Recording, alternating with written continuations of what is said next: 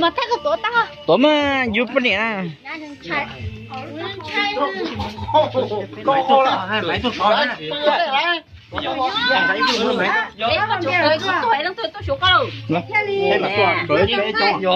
ta chỉ là tôi chỉ tôi một cái đấy, cũng chỉ tôi số nó tôi sẽ có lại. Cái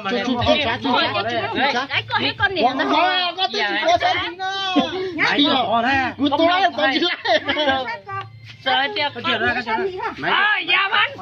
ô xui rồi nó cái gì nó cú tung mùa nữa Con sát thôi. lúng không Chúa. Chúa chỉ tôi làm răng nè. nó qua đấy tiệt có tụ kẹo bên mà bà cái chuyện nó có tụ kẹo này bên mà Nó bịa ra nó ăn cái đó, nó lấy không? Chỉ mà tụ nè. Ôi ấy tôi lại kiểu có chỉ muốn trái nữa. Có một số phép bị cà tê cho thể tụi ai cho tụi bên mua mà mua cái Cũng mà tay nè. có lại họ nói trái được tờ thú như thế là chắc ăn cho mình cho bố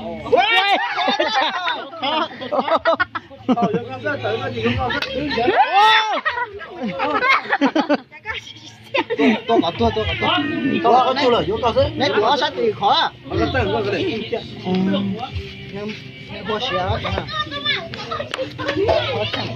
tôi hỏi nó tôi sai đua nhá ý giả sức thế nó chỉ họ nó đừng lấy chán đâu to tê chỉ tao lúc họ mua chỉ chết chết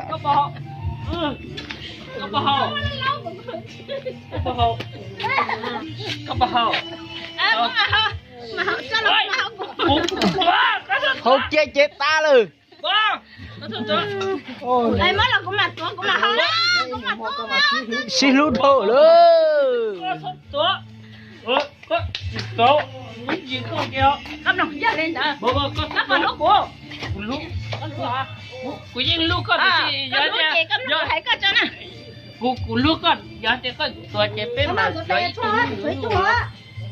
Chị thích là cắm của hai. đó của chim lông có lông của hai con Giờ lên nó là chuyên gia chẳng là. Cái giờ chúng lông của hai thế à? Vì của giờ tụi nó có mà của cọt đây hay của cọt đạn đua rồi mà cái giờ chủ yếu của hai. thân nữa con bia tôi chẳng nó nấu hút à ôi của chân lúc nó hu của dù chỉ tao hồ lại ngầu à ôi gì lực khó Nó mới yêu chỉ tao bia đi nó đi. dù tao cơ đây thôi Lông của hai cho.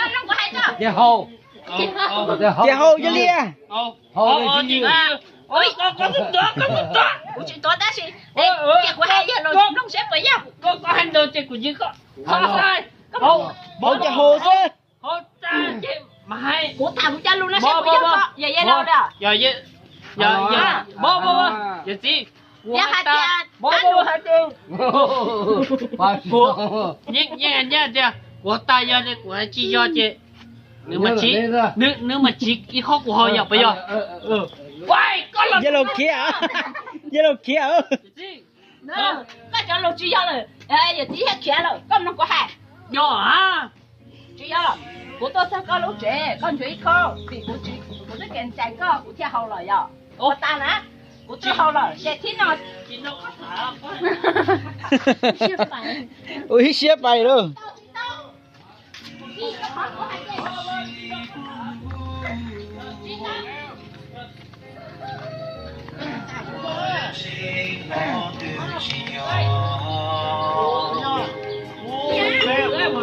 chị họ chị họ sao mới nhiều à anh nhá con có cái chân đầu của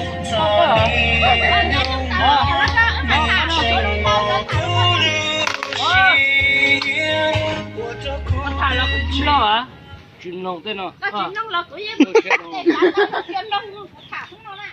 hồ lót cái gì à cái cà phê giờ bay là khó rồi chả bây giờ một tiếng lên thôi nãy em không có ha hồ chị tàu mua nó chị tàu mua này nè nữ hút của sao hồ 好，那个好，就多có sắc thay mà 好嘞， thay chia kỹ sư luôn for you， à hậu nè 好嘞， đi for me for you。